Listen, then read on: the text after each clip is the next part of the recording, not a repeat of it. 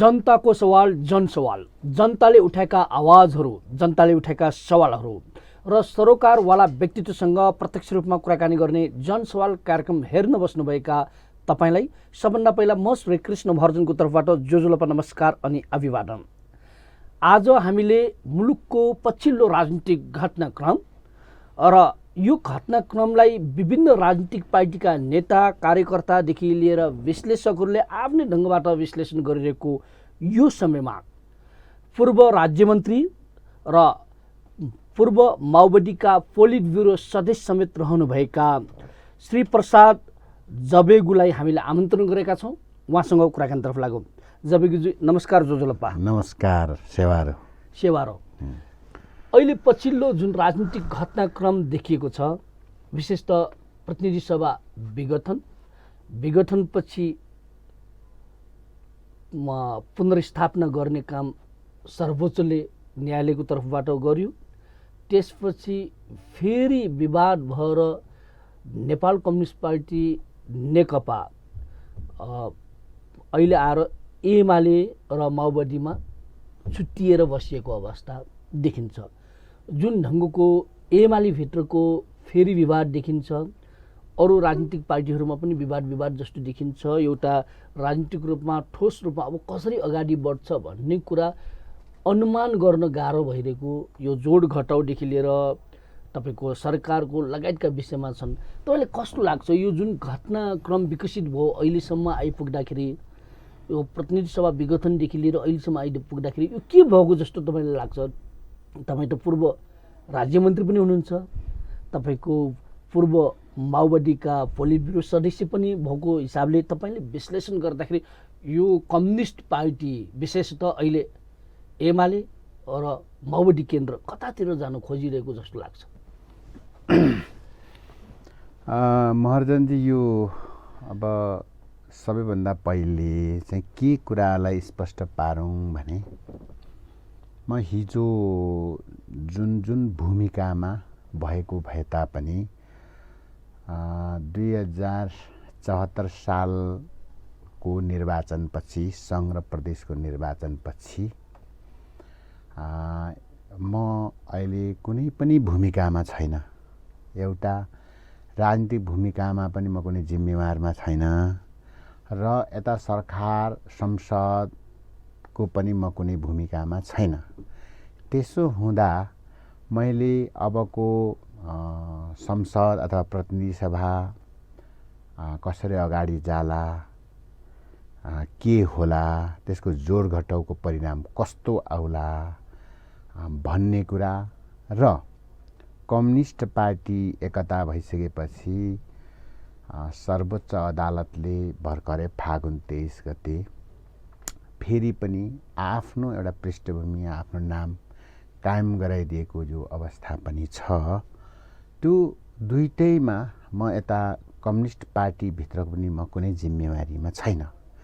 त्यसो हुँदा अहिलेको यो के हुन्छ, कसो हुन्छ, अहिलेको परिस्थिति अब कसरी अगाडि बढ्छ भन्ने कुराहरूमा मैले त्यस्तो भन्न सक्ने अवस्थामा म छैन र म त्यो भूमिकामा नभएकोले त्यो के मात्रै हो भने यसो होला कि उसो होला कि भनेर एउटा अड्कल गरेर मैले भन्ने हो। त्यो मेरो अड्कल पनि सही पनि हुनसक्छ, गलत पनि हुनसक्छ। त्यसैले गर्दाखेरि धेरै कुराहरूमा म अड्कलको भरमा अथवा विश्लेषण भनौँ न, राजनीतिक रूपले विश्लेषण गरेर अब भन्न सक्ने म त्यस्तो विश्लेषक पनि होइन। तर तपाईँले सोधिहाल्दा मैले दुईवटा कुरा चाहिँ, एउटा कुरा चाहिँ के भन्नुपर्छ होला जस्तो लाग्यो भने संसद अथवा प्रतिनिधि सभा अनि राष्ट्रिय सभा, संसद भन्ने बित्तिकै प्रतिनिधि सभा र राष्ट्रिय सभा दुईटै बुझिन्छ। अदालतले संसदको कुरा गरेको छैन, अदालतले प्रतिनिधि सभाको मात्रै कुरा गरेको छ। त्यसो हुँदाखेरि त्यो अदालतले जे फैसला गर्यो त्यो कुरा वर्तमान सरकारले स्वीकारेको छ र संसद पनि बोलाइसकेको अवस्था छ। अबको कस्तो सरकार बन्छ या यही सरकार रहन्छ भन्ने कुराहरू हामीले पनि समाचारबाट सुन्ने र त्यहाँ भएका गतिविधिहरू हेरेर अड्कल गर्न सक्ने स्थिति आउन पर्ने हो, तर म त्यो अवस्थामा म अहिले छैन। त्यसैले म त्यतातिर अहिले नजाउँ जस्तो लाग्यो। दोस्रो, अब पार्टीहरू हिजो मिले, आज फेरि अदालतको फैसलाबाट आफ्नो ठाउँमा आइपुगे। अब उनीहरूले के गर्न खोज्छन्, कसो गर्न खोज्छन् भन्ने कुरा चाहिँ पनि हामीले भन्न सकिँदैन। तर सरसर्ती हेर्दा स्वभावैले एउटा बलियो बाँसलाई फुटाइसकेपछि त्यो भाटा हुन्छ र कमजोर हुन्छ भने जस्तै अर्को तपाईँको चाहिँ एउटा बाँसको ठाउँमा अर्को पर्याङ नै भयो भने पनि त्यो बाँस फुटेपछि पर्याङ बलियो भएर आउँछ। राजनीतिक रूपमा अबको आउने निर्वाचनपछि यो खालको चुनावी परिणामहरू आउन सक्ला कि र तपाईँको चाहिँ कम्युनिस्टहरूको जुन अहिलेको बहुमत नभएर अन्यको बहुमत भएर जाला कि भन्ने चाहिँ हामीले अनुमान गर्न सक्ने हो र मैले भन्न सक्ने मैले यति नै हो। भन्दाखेरि तपाईँको बुझाइमा, तपाईँको भनाइमा, सारमा भन्नुपर्दाखेरि अब भनेको निर्वाचनको माध्यमबाट अगाडि बढ्नुपर्छ र नयाँ जनादेश लिनको लागि सबै तयार हुनुपर्छ, नयाँ जनादेश अनुसार अगाडि बढ्नुपर्छ भन्नु खोज्नुभएको हो? होइन, मैले भन्नु खोजेको के हो भने जस्तो अब जनादेश त हामीले लिनै पर्छ, तर संविधानले निर्धारण गरे अनुसार आवधिक निर्वाचन कि त्यो तपाईँको संविधानले तोक्दा अगाडिको निर्वाचन भन्ने प्रश्न होइन। जसरी पनि निर्वाचन त हुन्छ। भलै अहिलेको अब हामी 3.5 वर्षको दौरानमा छौँ क्या र, त्यसपछि यो 5 वर्ष पुगेपछि निर्वाचन त हुन्छ, आवधिक निर्वाचन त। त्यो आवधिक निर्वाचन हुँदाखेरि जनताको जुन जनादेश प्राप्त हुँदाको अवस्थामा तपाईँको अहिलेको जस्तो अब कम्युनिस्टहरूले जसरी बहुमत सिद्ध गरेका थिए त्यस्तो चाहिँ अब सम्भावना घट्ला कि भन्ने आशंका चाहिँ स्वाभाविक रूपमा अहिलेको गतिविधिले उठाएको छ। तपाईँ आफू पनि पूर्व माओवादीका पोलिट ब्युरो सदस्य समेत रहनुभएका र पूर्व राज्यमन्त्री समेत चाहिँ अनुभव गरिसक्नुभएका, अहिले तपाईँ पार्टीमा कुनै जिम्मेवारी पनि छैन भनिरहँदाखेरि तपाईँले आशा गरेको के हो त? अब पार्टीमा, अब पार्टीको हिसाबले भन्दाखेरि एकातिर पार्टी अध्यक्ष केपी शर्मा ओली लगायतको एउटा चाहिँ पार्टी कमिटीको बैठक चलिरहेको छ, उनीहरूले आफ्नै ढङ्गबाट निर्णय गरिरहेको अवस्था। अर्को एमालेकै माधव कुमार नेपाल, झलनाथ खनाल लगायतकाहरूको अर्को समूहले आफ्नै ढङ्गबाट समूह चलाइरहेको अवस्था। अर्को प्रचण्डको नेतृत्वमा जुन चाहिँ माओवादी केन्द्र पनि चलाइरहेको अवस्था आफ्नै ढङ्गबाट। यसभित्र चाहिँ तपाईँ कहाँ बस्न चाहनुहुन्छ? तपाईँको दाबी, तपाईँको सम्पर्क, तपाईँ कहाँ आशा गरिराख्नु भएको छ त? अब के गर्ने राजनीतिमा, कसरी अगाडि बढ्ने, आफ्नो निर्णय भन्नुपर्दाखेरि के हुन्छ भन्नुहुन्छ? होइन, अब जस्तो अब सम्मान्य प्रधानमन्त्री केपी ओलीको एउटा, पूर्व प्रधानमन्त्री कमरेड प्रचण्डको एउटा, पूर्व प्रधानमन्त्री माधव कुमार नेपाल र झलनाथ खनालको एउटा, त्यस्तो चाहिँ छ। तर यी सबैको सिद्धान्त चाहिँ एउटै हो, सिद्धान्तमा केही फरक छैन। यदि सिद्धान्त फरक भएको हुँदो हो त पहिला पार्टी एकत्रै हुँदैन थियो। मार्क्सवादले ती तपाईँको चाहिँ दर्शनले के भन्छ भने सिद्धान्तहरू मिलेको खण्डमा, अथवा यहाँको नेपालको संविधानले पनि, मार्क्सवादी दर्शन र नेपालको संविधानको मर्म पनि के हो भने सिद्धान्तहरू मिलेको खण्डमा, लक्ष्य नीति कार्यक्रमहरू मिलेको खण्डमा कुनै पनि राजनीतिक दलहरू एकीकरण हुन सक्छन् भन्ने कुरा त्यो संविधानले पनि बोलेको कुरा हो। अहिले हामी यहाँ जे छौँ, अहिले हामी जहाँ छौँ त्योभन्दा ठिक 3 वर्ष अगाडि अथवा 74 मा पुगेर सोच्ने हो भने वाम गठबन्धन भयो, 75 को सेरोफेरोमा आएर सोच्ने हो भने जेठ 3 गते पार्टी एकता भयो। यी पार्टी एकता भएका सबै नेताहरू अहिले देखिएका पात्रहरू नै हुन्, हैन, पूर्व प्रधानमन्त्रीज्यूहरू नै हुन्। त्यही त उहाँहरूको एकता किन भयो होला भन्दा सिद्धान्त मिलेर त भयो होला। नीति कार्यक्रम मिलेर त भयो होला। यदि त्यो नीति कार्यक्रम र सिद्धान्त नमिलेको त उहाँहरूको एकता सम्भवै हुँदैन थियो होला हैन। सम्भव भइहाले वाम गठबन्धनसम्म हुन्थ्यो होला, तर एकतै भइसकेपछि सिद्धान्त मिल्यो भन्नुपर्छ हामीले हैन। आमले बुझ्ने यही हो। दोस्रो, अबको बाटो के हो, अब कसरी जाने भन्दाखेरि जनताको अभिमत प्राप्त गरेर अनि मुलुकमा विकास र समृद्धि गर्ने, त्यसपछि अनि समाजवादमा जाने भन्ने फेरि तिनै तपाईँको नेताहरूको देखिन्छ।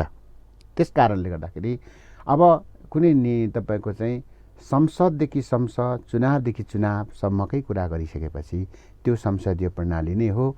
चुनाव जितेर जाने, चुनाव जसरी पनि जित्ने, चुनाव जितेर जनताको सेवा गर्ने नै हो, देश मुलुकको सेवा गर्ने नै हो हैन। र यो कम्युनिस्ट भाषामा भन्नुपर्दा यो संसदीय भाष नै हो भन्नुपर्छ। यदि त्यो कुरा नै भइसकेपछि अब यी तीनमध्ये कुन धेर छ हामीले त्यही रोज्नुपर्छ। चुनावै जित्नुपर्ने भएपछि चुनाव होइन, अब अन्य त्यसको विकल्पहरूका बाटोहरू हैन, क्रान्तिका बाटो, सङ्घर्षका बाटो, विद्रोहका बाटो भयो भने त्यो एउटा पक्ष हो। त चुनावै मात्रै जित्नुपर्ने, चुनावै जितेरै जनताको सेवा गर्नुपर्ने भएपछि जसको धेर छ उसैमा जा गएर बस्ने हो भन्ने मेरो आफ्नो बुझाइ छ।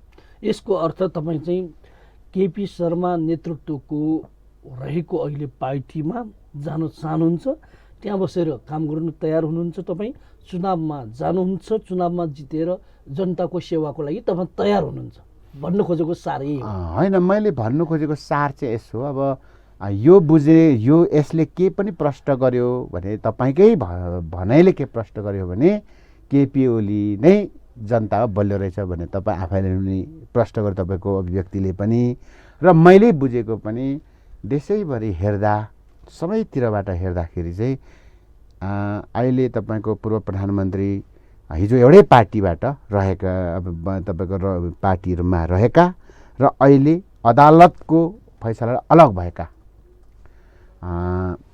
हाम्रो पूर्व प्रधानमन्त्री कमरेड प्रचण्डको हैन, माधव नेपाल र तपाईँको चाहिँ झलनाथ खनालको र तपाईँको कमरेड केपी ओलीको बुझ्दा केपी ओलीमै तपाईँको अलिकति जनमत चाहिँ म बढी देख्छु। त्यसैले गर्दा त्योबाट नै साँच्चै अहिलेको कार्यनीतिलाई चाहिँ त्यो माध्यमबाट नै पुरा गर्न सकिन्छ भन्ने मेरो आफ्नो ठहर छ। तपाईँ हिजो चाहिँ माओवादीको पोलिट ब्युरो समेत बन्नुभएको व्यक्तित्व, प्रचण्ड नेतृत्वको पार्टीको सरकारमा तपाईँ पूर्व मन्त्री समेत बन्नुभएको भन्दाखेरि माओवादीले उठाएका धेरै एजेन्डाहरूमा तपाईँ चाहिँ स्पष्ट हुनुहुन्छ होला। यसको अर्थ चाहिँ अब प्रचण्डको नेतृत्वको पार्टीले उठाएका एजेन्डा त्यो कुनै पनि आवश्यकता नभएको, अब केपी शर्मा ओलीले उठाएका सुखी नेपाली समृद्धि नेपालको मात्रै आवश्यकता भएको, उहाँहरूको चाहिँ त्यो मुद्दा विगतमा माओवादीले उठाएका मुद्दा, पहिचानको मुद्दा लगायतका मुद्दाहरू के आवश्यकता छैन भन्नु खोज्नुभएको? यो त मैले आवश्यकता छैन र मैले आवश्यकता छ भनेर अब निर्धारण हुने दिन गए। किनभने जति जनयुद्ध लड्दाखेरि उठाएका मुद्दाहरू थिए ती मुद्दाहरूमा संविधानमा जस्ती संस्थागत गर्न सकियो, बाँकी संस्थागत हुन नसकेका मुद्दाहरूको बारेमा संविधानप्रति त्यसबेला नेपाल कम्युनिस्ट पार्टी माओवादीको तर्फबाट 14 बुँदे असहमतिहरू पनि थिए र हामीले जनयुद्धमा उठाएका मुद्दाहरू पुरा नभए तापनि त्यो 14 बुँदे मुद्दालाई 14 बुँदे असहमतिलाई आधार मानेर हामी अगाडि बढिरहेका थियौँ र जनतालाई पनि हामीले त्यही भनिरहेका थियौँ। सँगसँगै जनयुद्धको बेला उठाइएका, निर्माण गरिएका जातीय मोर्चाहरू थिए जसले स्वायत्तताको कुरा, आत्मनिर्णयको कुराहरू चाहिँ उठाइएको पनि हो। भलै नेपालको सन्दर्भमा आत्मनिर्णयको अधिकार लागू गर्दा कसरी गर्ने, रुसियन मोडेलबाटै गर्न सकिन्छ कि सकिँदैन वा नेपाली मोडेलबाट गर्नुपर्छ भन्ने ठुल्ठुला बहसहरू पनि नभएका होइनन्, भएकै हो। पछिल्लो चरणमा आउँदाखेरि पहिचान र सामर्थ्यको आधारमा प्रदेशहरूको निर्माण एकताको कुरा पनि उठेकै हो। तर जुन दिन पार्टी एकता भयो 2075 साल जेठ 3 गते नेपाल कम्युनिस्ट पार्टी एमाले र नेपाल कम्युनिस्ट पार्टी माओवादी केन्द्र विलय भएर नेपाल कम्युनिस्ट नेकपा बन्यो र त्यो नेकपा बनेपछि त्यो तपाईँको पार्टीको नियमावली बन्यो, विधान बन्यो अनि दस्तावेज पनि बन्यो र त्यो सबै हामीसम्म आयो। त्यतिखेर त्यो जातीय मोर्चाको बारेमा, पहिचानको बारेमा, न जातीय मोर्चाको बारेमा जको उच्चारण न पहिचानको बारेमा पको उच्चारण तपाईँको चाहिँ त्यो नियमावलीमा लेखियो या तपाईँको चाहिँ त्यो विधानमा लेखियो। त्यसै गर्दाखेरि त्यो विधानमा त्यसको प पनि उच्चारण छैन, जातीय मोर्चाको ज पनि उच्चारण छैन, त्यो सिद्धियो। त्यसो हुँदाखेरि त्यसरी सिद्धिने बित्तिकै चाहिँ अब हामीले के बुझ्यौँ भने अब उस्तै उस्तै भएछ। पहिचानले हेर्ने दृष्टिकोणमा नेपाल कम्युनिस्ट पार्टी माओवादी केन्द्रको दृष्टिकोण र नेपाल कम्युनिस्ट पार्टी एमालेको दृष्टिकोण उस्तै भएछ भनेर हामीले बुझ्यौँ र मैले बुझेको यति नै हो। र अहिले पनि त्यो तपाईँको विधानमा हेर्न सकिन्छ, प्रतिवेदनमा हेर्न सकिन्छ, नियमावलीमा हेर्न सकिन्छ, कुनै त्यसको संरचनाहरू छैन। त्यसैले गर्दा पहिचानको बारेमा केपी ओलीको दृष्टिकोण के हो, प्रचण्डको पनि त्यही हो। अहिलेको ठ्याक्क अहिलेको, हिजो थियो होला एउटा अवस्था, तर आजको स्थिति चाहिँ यही हो। अब अहिले अदालतले अलग अलग बनाइदिएको छ पार्टी, त्यस कारणले गर्दाखेरि त्यो अलग अलग बनाइदिएपछि त्यो पहिचानको बारे हिजो तपाईँको चाहिँ समाप्त गरिएको पहिचान फेरि उठाएर ल्याउने भने म भन्न केही पनि मेरो भन्नु केही छैन। तर त्यो एकता भएकै दिन सबै सकिएको नि। विधानमा नलेगेपछि, नियमावलीमा नलेगेपछि, प्रतिवेदनमा त्यो कुरा नउठाइसकेपछि कहाँ रहन्छ र बाँकी? बहस गर्ने ढोकै हुँदैन होइन। बहस गर्ने आधार त विधानमा लेखिसके पछाडि चाहिँ कम्तीमा बहुमत अल्पमत जे हुन्छ, तर छलफल अथवा भेला बैठकमा छलफल गर्ने एउटा आधार बन्छ। तर त्यो विधानमै उल्लेख नभइसकेपछि त त्यो छलफलको ढोकै बन्द भएन र? यसको अर्थ तपाईँले भन्नु खोज्नुभएको पार्टी एकताको क्रममा पहिचानको मुद्दा जुन चाहिँ प्रचण्डको नेतृत्वको पार्टीले उठाइरहेको र प्रचण्ड त्यहाँ आइपुग्दाखेरि, एकता क्रममा आइपुग्दाखेरि त्यो सबै आत्मसमर्पण गर्यो, त्यो सबै छोडियो, त्यो सबै चाहिँ सिद्धियो। अब चाहिँ केपी ओलीले जे सोच्नु भएको छ प्रचण्डले पनि त्यही मात्र सोचेको भन्नु खोज्नुभएको होइन। मैले आत्मसमर्पणै भन्ने शब्द त प्रयोग नगरिहालौँ, तर हो सोचाइमा केपी कमरेडको जे हो त्योभन्दा अर्को त्यतिखेर थिएन। पार्टी एकता हुँदा थिएन। यदि भएको भए त प्रतिवेदनमा देखा पर्थ्यो त्यो कुरा, नियमावलीमा देखा पर्थ्यो, विधानमा देखा पर्थ्यो नि त। त्यतिखेर थिएन। अबको उता के अरे अब उपरान्त के हुन्छ त्यो कुरा म भन्न सक्दिनँ। विगतमा मानिसहरूले भन्ने गरिन्थ्यो कम्युनिस्ट नेताहरू अर्थात् माओवादीका नेता बाहेकका, पूर्व माओवादीका नेताहरू बाहेकले के भन्नुहुन्थ्यो भने यो पहिचानको, यो जातीयताको, यो चाहिँ मोर्चाको लगायतका चाहिँ आत्मनिर्णय लगायतका कुराहरू यो सबै कम्युनिस्ट पार्टी विशेष गरी माओवादीले जनतालाई उचाल्ने काम र आफ्नो मत लिनुको लागि मात्रै काम गरिन्थ्यो। त्यो वास्तवमा उनीहरूले चाहेको त्यो पनि होइन, गर्ने पनि होइन भनेर जुन आरोप लगाइन्थ्यो विगतमा, भन्दाखेरि त्यो प्रमाणित भयो भन्नु खोज्नुभएको हो तपाईँले? होइन, त्यो प्रमाणित भयो कि भएन त्यसरी म ग्यारेन्टी त दिन सक्दिनँ। तर माओवादी आन्दोलनले जुन एउटा जातीय मोर्चाहरू र जातिहरूलाई जसरी उठायो त्यो आवश्यकता पनि थियो। त्यसले गर्दा त्यो आवश्यकता थियो। आवश्यकता भएपछि, समस्या भएपछि त्यो विषय उठेको हो। त्यसमा त मेरो छैन होइन। तपाईँको त्यो आवश्यकताकै आधारमा उठेको थियो हिजो चाहिँ। तर मेरो आफ्नै भनेको के भने जसरी हिजो उठ्यो त्यो उठिसके पछाडि त्यसलाई तार्किक निष्कर्षमा पुर्याउनको निम्ति लगातार गइरहनु पर्थ्यो। भलै अहिले संसदीय प्रणालीबाट अल्पमत हुँदाखेरि आफ्नो विचारहरू स्वत तपाईँको चाहिँ पेन्डिङमा हुन्छन्, मुल्तवीमा हुन्छन्, तर जनताको अगाडि त त्यो कुरा हामी लगिरहनु पर्थ्यो। त्यो चाहिँ भएन भने हो मैले।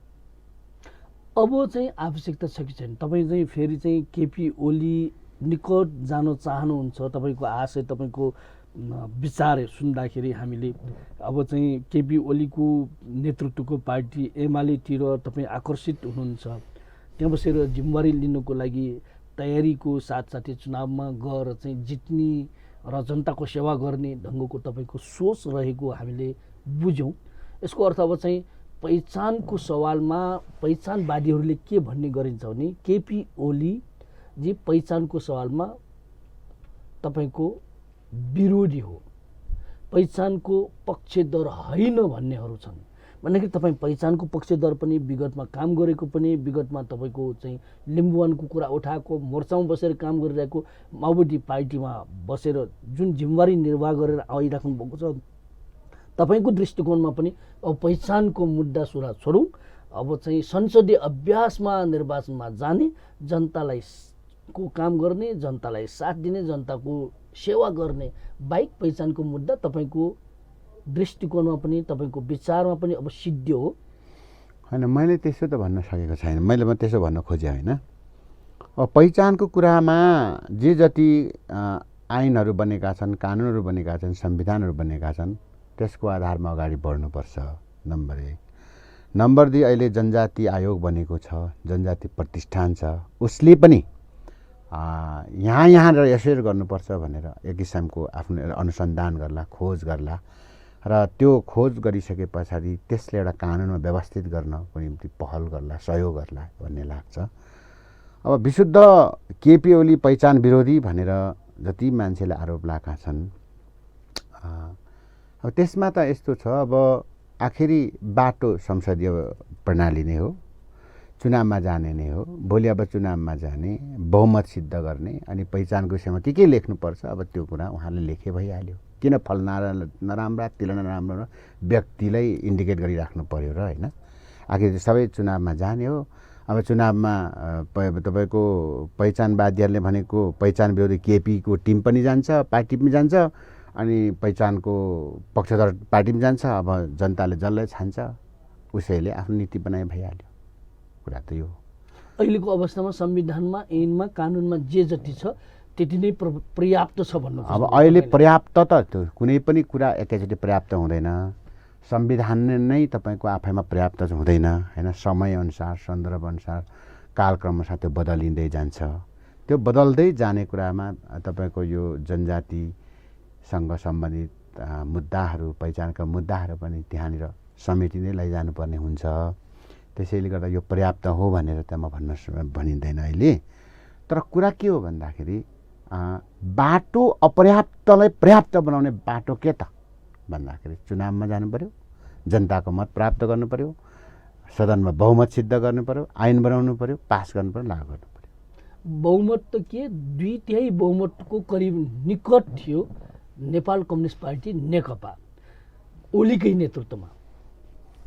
प्रचण्डसहित माधव कुमार झलनाथ खनाल लगायतको विगतको चाहिँ तपाईँको सरकार अहिले पनि एक ढङ्गको बहुमत प्राप्तै सरकार हो। खै केपी ओलीजीले त यो मुद्दा त तपाईँको सम्बोधन गर्ने कहीँ कतै सङ्केत पनि दिनुभएको जस्तो देखिँदैन। उहाँको नेतृत्वको सरकार होस् या उहाँले होस् भन्दाखेरि कसरी आशा गर्न सकिन्छ अबका दिनहरूमा तपाईँ फेरि त्यही खेमामा जाने चाहिँ आशयमा तपाईँ अभिव्यक्ति छ, तपाईँ पनि उतैतिर जाने चाहिँ सोच बनाइराख्नु भएको जस्तो बुझिन्छ। यसको अर्थ त पहिचान तपाईँ जस्तो चाहिँ विगतमा माओवादीको पोलिट ब्युरो सदस्य समेत भइसकेका व्यक्तिले समेत यो छोड्नुको अर्थ पहिचानको मुद्दा सिद्धिँदै गएको भन्ने कि के भन्ने त होइन। यस्तो हुन्छ, अब पहिचानको मुद्दा अब त्यो आफैमा सिद्धिने कुरा होइन। पहिचानको मुद्दा चाहिँ आउँछ, तर सापेक्षित तवरले आउँछ होइन। अहिले कति आउनुपर्ने हो त्यो त्यति क्रमशः ढङ्गले आउने हो, त्यो एकैचोटि आउने होइन। त्यो अब जुन क्रमशः ढङ्गले आउने कुरा आइराखेकै छ। अब यसलाई स्वाटै तपाईँको चाहिँ एउटा भन्छ नि एउटा छलाङमा पहिचानलाई स्थापित गर्ने कुरामा त अब अहिले मुखले भनेर हुँदैन। जनतामा जानै पर्यो, चुनाव जितेर आउनु पर्यो, बहुमत सिद्ध गर्नु पर्यो, ऐन बनाउनु पर्यो, लागू गर्नु पर्यो। त्योभन्दा अर्को त देख्दिनँ। अब रह्यो जहाँसम्म 2/3 नजिक भन्दा 2/3 नजिक हो कम्युनिस्टहरूको यसपटकको सरकार।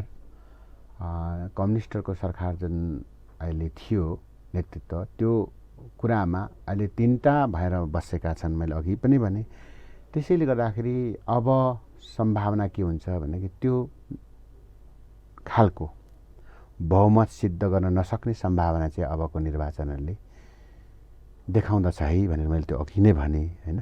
त्यो कुरा चाहिँ त्यही हो। तर अहिलेको कुरा चाहिँ त्यसपछिका कुराहरूमा चाहिँ अब पहिचानको विषय भनेको जसरी अब अहिले एउटा पहिचानकै विषय लिएर मधेसवादी दलहरू छन्, अब उहाँहरूले पनि उठाइराखेकै छन्।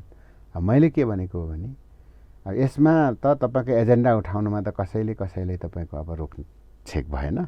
एजेन्डा उठाउने, जनतामा जाने, बहुमत सिद्ध गर्ने, आउने हैन, ऐन पास गर्ने, लागू गर्ने कुरा, योभन्दा अर्को विकल्प मैले देखिनँ। योभन्दा अर्को विकल्प के छ त अहिले? त्यसैले गर्दा जुन दिनसम्म त्यो तपाईँको बहुमतको विकल्प त्यो बहुमत पुरा हुन सक्दैन, त्यो दिनसम्म त्यो हुँदैन। तर बहुमत हुँदा पनि त्यहाँ के हुने त्यो त भोलि नै कुरा हो, त्यो अहिले भन्न सकिँदैन। तर कुरा बाटो त योभन्दा अर्को त छैन नि, होइन र? तपाईँको चाहिँ अहिले तपाईँको बोलिराख्नुभएको तपाईँको विचार अब केपी शर्मा ओलीको नेतृत्वको पार्टीको मा जाने आशयको यो भनिरहँदाखेरि पछिल्लो राजनीतिक घटनाक्रममा केपी शर्मा ओली नेतृत्वको पार्टीले उहाँले जुन ढङ्गको पाइला चलाइराख्नु भएको छ, पार्टीका नेताहरूलाई कारवाही गर्ने लगायतका काम गरिराख्नु भएको छ, यो सबै पावर चाहिँ केपी शर्मा ओलीले आफैले लिँदै गइरहेको र केपी शर्मा ओली स्वयं चाहिँ तानाशाही बन्दै गइरहेको, निरङ्कुश बन्दै गइरहेको भन्ने ढङ्गको जुन आरोप छ, यो आरोप चाहिँ केही चिज होइन, यो केही चिज ठिक छैन। यो आरोपको लागि आरोप, एकले अर्कोलाई आरोप मात्रै लगाएको हो। अन्ततः केपी शर्मा ओली नै ठिक छ भन्ने तपाईँको थम्याइ छ। त्यसैले तपाईँ उतातिर जानु खोज्दै हुनुहुन्छ भनेर बुझ्दा के फरक हुन्छ? होइन, यस्तो हो। अब आरोपहरू त आइहाल्छन्, आरोप नलाग्ने कुरा हुँदैन। फल दिने तपाईँको रुखमै हो बढी झटारो पर्ने होइन। जुन रुखले फल दिन्छ त्यही झटारो बढी थुरिन्छ। अब आरोप त मलाई पनि छ होइन। मलाई पनि के लागेको छ भन्दाखेरि मैले यो कुरा भनिरहँदा सैद्धान्तिक रूपमा विचलन भयो। अब माओवादी छोडेर एमालेमा प्रवेश गर्यो भन्ने छ होइन। त्यस्तो आरोपहरू लाउँछन्। त्यो आरोप लाउनेसँग त हामीले के नै भन्न सकिन्छ र। तर भोलि हामीले तथ्यहरूको आधारमा, सत्य तथ्यको आधारमा बहस गर्नुपर्दाखेरि चाहिँ सिद्धान्त मिल्नेहरू बिचमा, सिद्धान्त मिल्नेमा वर्तिर परतिर सर्नु भनेको त्यो स्थानान्तरण मात्रै हो। त्यो विलय पनि होइन, त्यो प्रवेश पनि होइन होइन। एमालेमा प्रवेश गर्यो भन्छ नि मान्छेले, तर मैले एमालेमा प्रवेश गरेको होइन, मैले स्थानान्तरण गरेको। किन स्थानान्तरण गरेँ भन्दा कुरा उस्तै छ त होइन, केही फरक छैन भनेपछि त अब त्यसपछि चाहिँ के मात्रै भयो भन्दाखेरि अब उस्तै भएपछि अब तिमीले आफूले छान्दाखेरि व्यक्ति स्वतन्त्रतालाई पनि उपभोग गर्नुपर्छ। अब त्यसमा कतिपय पार्टी सदस्यहरूले तपाईँको दृष्टिकोणको, तपाईँको केपी ओलीको दृष्टिकोण मन पराउला, कतिपय पार्टी सदस्यहरूले कमरेड प्रचण्डको दृष्टिकोणलाई मन पराउला, कतिपय सदस्यहरूले कमरेड माधव नेपाल र झलनाथ खनालको दृष्टिकोणलाई मन पर्ला होइन। अहिलेसम्म त्यसकारण मैले चाहिँ भनेको अहिले मैले केपी ओलीको दृष्टिकोण मलाई मन पर्यो। त्यसो हुँदा मेरो स्थानान्तरण हुन्छ। अब हुँदा होइन, स्थानान्तरण मेरो प्रवेश होइन यो। त्यसमा सिद्धान्तै फरक भए, अलग अलग भए पो त्यहाँनिर तपाईँको हामी चाहिँ प्रवेश गर्नु पर्यो होइन। किन प्रवेश गर्नै पर्ने जरुरी पनि छैन नि त। हामीले कुन सिद्धान्त छोडेर कुन सिद्धान्तमा जाने होइन। जस्तो तपाईँ क्रान्ति छोडेर संसदीय भाषमा जाने भनौँ भने सबैको संसदीय व्यवस्था नै छ होइन। पहिचान छोडेर पहिचान विरोधीकोमा गयो भनौँ भन्दा पहिचान सबैले छोडेकै छ। अनि सिद्धान्त भनेको चाहिँ तपाईँको एउटा सिद्धान्तबाट अर्को सिद्धान्त गयो भन्दाखेरि दुईटाको सिद्धान्त एउटै छ, किन पार्टी एकता हुँदै थाहा पाइहाल्यो नि त। भने एउटै छ भनेपछि के को आधारले चाहिँ त्यो प्रवेश भयो त, त्यो विलय भयो त? भएन नि त। त्यो त स्थानान्तरण हो। यताबाट यो स्कुलबाट पढ्दै गरेको मान्छे अर्को स्कुलमा गएर एक्जाम दिन्छ, के फरक पर्यो? त्यही हो क्लास, त्यही हो गुरु होइन। एउटा स्कुलमा पढ्दै थियो, अर्को स्कुलमा गएर एक्जाम दियो त, उसले के फरक पर्यो त? कुरा यति हो। त्यसले गर्दाखेरि यो अहिलेको हकमा मैले आरोपहरू जे आउँछन् त्यो आरोपहरू आएको विषयमा मैले यसो उसो त्यो आरोपलाई छेक्न सकिँदैन। तर मैले मेरो बुझाइ के हो भन्दाखेरि अहिले पनि जति पनि कम्युनिस्ट नेताहरू छन्, म कम्युनिस्ट नेताहरूमा को सिद्धान्त र दृष्टिकोण केहीमा फरक भएको मैले देखेको छैन। मैले केहीमा फरक भएको देखेको छैन। त्यसैले गर्दाखेरि अब आफूले आफ्नो व्यक्तिगत स्वतन्त्रताको हकलाई प्रयोग गर्दै कसैले कता एउटा सङ्गठित हुने क्रम जारी नै छ अहिले पनि देशैभरि। अब हामी पनि म पनि त्यसरी सङ्गठित हुने मेरो हक हुन्छ। यसको अर्थ चाहिँ पूर्व प्रधानमन्त्री प्रचण्ड, पूर्व प्रधानमन्त्री माधव नेपाल, पूर्व प्रधानमन्त्री झलनाथ खनाल या केपी शर्मा ओली नै भन्नुहोस् अहिले प्रधानमन्त्री लगायतका सबै नेता कार्यकर्ताहरू स्थानान्तरण मात्रै भएको तपाईँको भाषामा भन्नुपर्दाखेरि उहाँहरू चाहिँ विचारमा एउटै छ, सबै चिजमा एउटै छ, ठाउँ सारे मात्रै स्थानान्तरण मात्रै भएको भन्ने तपाईँको भनाइरह्यो भन्दा केही फरक हो। यो चाहिँ प्रष्ट हो। यसको अर्थ विचार पनि ठिक छ, सबै चिज ठिक छ भने भोलि त तपाईँको भनेअनुसार त यो विभाजनको पनि नाटक मात्रै हो कि विभाजन जस्तो भोलि त चाहिँ एकता त अवश्य सम्भावना रहने भयो होइन र? अनि त्यो एकताको सम्भावना त जहिले पनि रहिरहन्छ होइन। एकताको सम्भावना राख्नु पनि पर्छ, फेरि एकता त हुनु पनि पर्छ होइन। म अहिले पनि तपाईँको कम्युनिस्ट एकताकै पक्षमा छु होइन। मेरो आवाज यही हुनेछ। तपाईँको फरक यति मात्रै हो, मैले अघि पनि भने सैद्धान्तिक रूपमा अब के क्रान्ति हुँदैन, सङ्घर्ष हुँदैन, विद्रोह हुँदैन भनेर कसैले प्रश्न गर्छ। म त्यसको जवाफमा के भन्छु भने हुन्छ। क्रान्तिको सम्भावना हुन्छ, विद्रोहको सम्भावना हुन्छ, अनि तपाईँको चाहिँ सङ्घर्षको सम्भावना हुन्छ। कुन बेलासम्म? जुन बेलासम्म मान्छेहरूमा सामाजिक, राजनीतिक, आर्थिक, सांस्कृतिक सपनाहरू बाँकी रहन्छ। तर त्यो विद्रोह, सङ्घर्ष र आन्दोलन चाहिँ मैले चाहेकै बेला ठ्याक्क आजको आजै, भोलिको भोलि, 1 वर्षपछि, 1 महिनापछि यस्तो चाहिँ हुँदैन होइन। त्यसको आफ्नो तपाईँको चाहिँ वस्तुगत एउटा परिस्थितिहरू होलान्, आत्मागत परिस्थितिहरू होलान्। अनि त्यो आत्मागत परिस्थिति र वस्तुगत परिस्थितिको परिपक्वताको अवस्था भइसकेपछि त्यसले एक प्रकारको एउटा असन्तुष्टि व्यक्त गर्लान् समाजले होइन। त्यही समाजले व्यक्त गरेर असन्तुष्टिहरू विद्रोहको रूप लिएलान्, सङ्घर्षको रूप लिएलान्, क्रान्तिको रूप लिएलान्। त्यो कुरामा मेरो कुनै विवाद छैन। तर अहिलेको अवस्थामा चाहिँ नेपाल कम्युनिस्ट पार्टीले अथवा तपाईँको अहिले अदालतको फैसलाले, फागुन 23 अदालतले फैसलाले बनाएको दुईटा पार्टी, नेपाल कम्युनिस्ट पार्टी माओवादी र नेपाल कम्युनिस्ट पार्टी एमाले, यो एमाले र माओवादीको बिचमा केही विचारमा भिन्नै छैन। आखिर ऊ पनि चुनावैमा लड्ने हो, चुनावै जितेर विकास गरेर अनि समाजवाद ल्याउने हो। माओवादीले पनि, एमाले पनि चुनावैमा जाने हो, चुनावैमा गएर तपाईँको विकास गर्ने हो, समृद्धि गर्ने हो, समाजवादमा जाने हो होइन।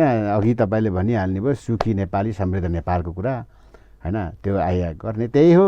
अब अहिले तपाईँको पूर्व प्रधानमन्त्री त झलनाथ र तपाईँको माधव कुमार नेपालले गर्ने त्यही हो भनेपछि केमा फरक छ र अनि यहाँ? त्यसैले गर्दा कम्युनिस्टहरू एक हुनुपर्छ। कुनै नेताहरू आफ्नो प्रतिष्ठाको विषय भनेर अलग यो भने पनि हामी जनता चाहिँ एक भएर बस्नुपर्छ मेरो भन्ने।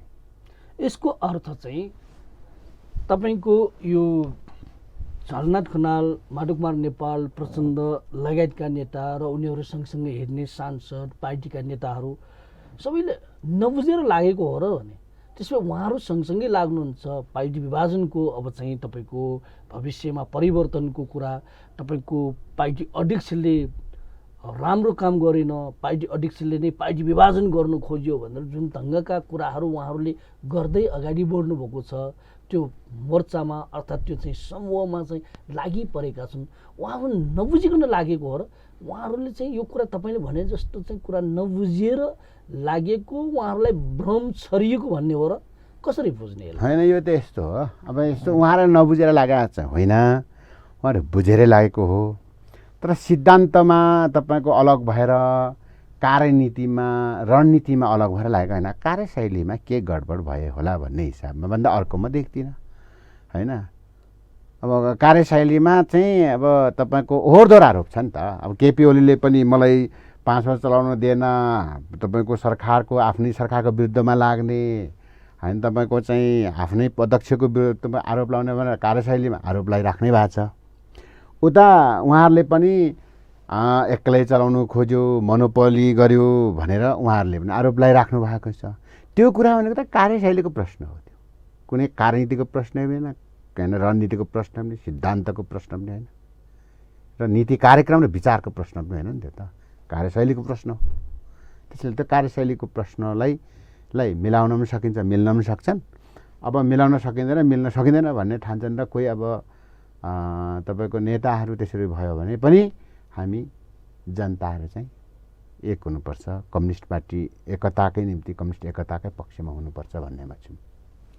तर चाहिँ पछिल्लो समयमा जुन ढङ्गको कारबाहीको समय 4 जना प्रमुख नेताहरूलाई एमालेको ओली पक्षको केन्द्रीय समितिको बैठक बसेर नै कारबाही गरेको स्पष्टीकरण सोधिएको र आवश्यक भयो भने कारबाही प्रक्रिया अगाडि बढाउने, त्यति मात्र होइन तपाईँको वरिष्ठ नेताहरू बिनाको त्यो बैठकबाट अब चाहिँ महाधिवेशन गर्ने मिति घोषणा गर्ने, प्रचण्ड चाहिँ तपाईँको ओलीले आफूलाई नै केन्द्रित बनाएर शक्ति लिने, अर्थात् चाहिँ आफ्नै सर्वेसर्वा जस्तो देखिने अध्यक्ष आफै बनाएर चाहिँ त्यो बैठकबाट निर्णय गरेर महाधिवेशनको घोषणा गर्ने लगायतका जुन कामहरू र विगतमा चाहिँ तपाईँको भर्खरै मात्रै चाहिँ विभिन्न कमिटीहरू भङ्ग गर्नेदेखि लिएर सबै काम जुन गरेका छन्, यो सबै ठिक छ भन्नु खोज्नुभएको तपाईँ अहिले चाहिँ केपी शर्मा ओलीले जे गरिराख्नु भएको छ त्यो सबैमा तपाईँ सहमत हुनुहुन्छ, ठिक छ?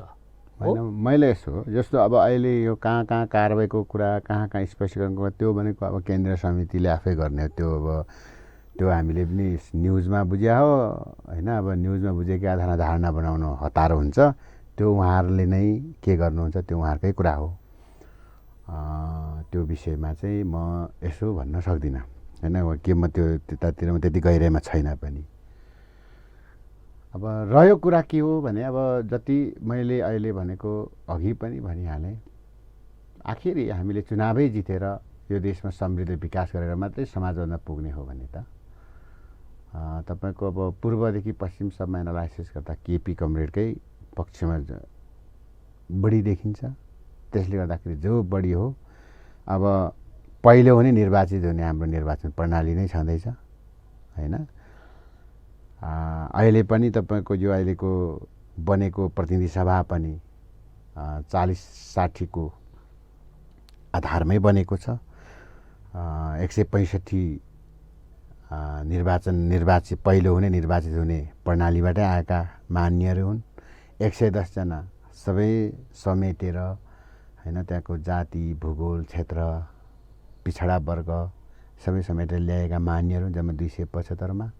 त्यसो हुँदाखेरि के देखियो भन्दाखेरि पहिलो हुने निर्वाचित हुने भन्ने भइसकेपछि पहिलो कुरा त जसरी पनि चुनावमा जाने, चुनावबाटै जनताको अभिमत लिएर जाने तपाईँको सिद्धान्त भएपछि नीति भइसकेपछि अनि अब यता संविधानले व्यवस्था गरेको पनि के हो भने पहिलो हुने निर्वाचित हुने नै छ। त्यसो हुँदाखेरि जसो गरेर तपाईँको चाहिँ अब पहिलो हुने भइन्छ त्यही निर्वाचित हुन्छ, यो नै अहिलेको तपाईँको संविधानले व्यवस्था गरे अनुसार। त्यसो हुँदा अब पूर्वदेखि पश्चिमसम्म हेर्दाखेरि अरू पार्टीहरूको तुलनामा, कम्युनिस्ट पार्टी भित्रबाट हेर्दा अरू पार्टीहरूको तुलनामा केपी कमरेडकै बढी जनता देखिन्छ, उहाँले नै बढी जित्नुहुन्छ भन्ने हो मेरो बुझाइ। तपाईँको यो सबै कुरा सुनिरहँदाखेरि, तपाईँको विचार सुन्दाखेरि तपाईँ अहिले चाहिँ समाज परिवर्तन अग्रगामी अगाडि बढाउनुको लागि, समाजमा विचार दिनुको लागि भन्दा पनि यथास्थितिलाई स्वीकार गर्नुहुन्छ। तपाईँ जे छ वस्तुस्थिति त्यसलाई स्वीकार गरेर तपाईँ जानु खोज्दै हुनुहुन्छ। संविधानमा जे छ त्यसलाई पनि स्वीकार गर्ने, त्योभन्दा फरक चाहिँ अब परिवर्तनको लागि चाहिँ तपाईँ एजेन्डा उठाउनु पनि जरुरी छैन भन्ने तपाईँको बुझाइ। त्यसैले तपाईँ अगाडि बढ्नुहुन्छ। त्यो एङ्गलबाट तपाईँ चाहिँ ओली निकट बन्नु खोज्दै हुनुहुन्छ भनेर बुझ्दा के फरक पर्छ? होइन, त्यसरी होइन। यस्तो तपाईँको अहिले संविधान प्रयोग मात्रै भइरहेको छ होइन। आखिर संविधान आफैमा कुनै तपाईँको वेद पुराण जस्तो एउटा शब्द हटाउन नमिल्ने, घटाउन नमिल्ने होइन।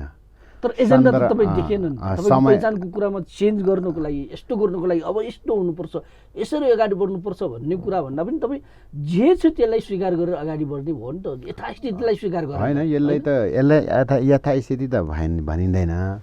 यो संविधानको अहिलेको प्रयोग जुन छ, त्यो संविधानको प्रयोग भइसकेपछि त्यसका नकारात्मक सकारात्मक पाटाहरू आउँछन्, अनि त्यो नकारात्मक पाटाहरूलाई हटाउनको निम्ति सकारात्मक पाटाको जगमा टेकेर फेरि पनि अगाडि बढ्नुपर्ने हुन्छ एउटा।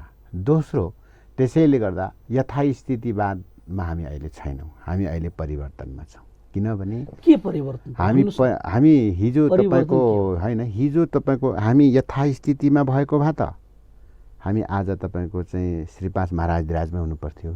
त्यो त विगतको भयो, अहिलेको यथास्थिति भन्न खोजेको त्यो त विगतको कुरा भयो। तपाईँहरू परिवर्तन सबै मिलेर, पार्टीहरू मिलेर, जनता मिलेर, सबै मिलेर परिवर्तन ल्याइसक्यो। अहिले सङ्घीय लोकतान्त्रिक गणतन्त्र आइसकेको छ, संविधान त्यो सङ्घीय लोकतान्त्रिक अहिलेको स्थिति। होइन, सङ्घीय लोकतान्त्रिक गणतान्त्रिक संविधान बनिसकेपछि पहिलो निर्वाचन त हुँदैछ होइन, भर्खर निर्वाचन भएको त हो। त्यो निर्वाचन भएको भने 5 वर्ष भएको छैन भनेपछि त्यो निर्वाचन 74मा भइसकेपछि अब भर्खर अहिले त्यसको चाहिँ कार्यान्वयनको निम्ति, त्यसको त स्वीकार्यताको दायरालाई फराकिलो बनाउनको निम्ति अभ्यासहरू मात्रै हुँदैछ भनेपछि अहिले नै तपाईँको यो संविधान यथास्थितिवाद भयो, यो कसरी भन्न सकिन्छ? त्यसले यसलाई त भनै सकिँदैन नि त्यसरी त। अहिले यो परीक्षणमा छ, प्रयोगमा छ होइन, यसको स्वीकार्यताको दायराहरू बढाउने प्रयत्न भइराखेको छ होला। भोलि अब यो केही समयहरूपछि यसका केही तपाईँको नकारात्मक पक्षहरू आउलान्, त्यो नकारात्मक पक्षलाई हटाउनुको निम्ति अनि त्यसपछि जानुपर्ने हुन्छ। त्यसैले अहिले यसलाई यथास्थितिवाद भनिँदैन। यसलाई स्वीकार गरेर अगाडि बढ्नु। हामी यथास्थितिवाद छैनौँ, हामी परिवर्तनमा छौँ। किन परिवर्तनमा छौँ? संविधानलाई, यथास्थितिलाई, संविधानमा जे छ अहिले त्यही हो, अहिले चाहिँ त्यही हो। यो भनिरहँदाखेरि नेपालका आदिवासी जनजाति उत्पीडित समुदाय लगायतले के भन्नुहुन्छ भने उहाँहरूले यो संविधानमा गम्भीर असहमति छन्।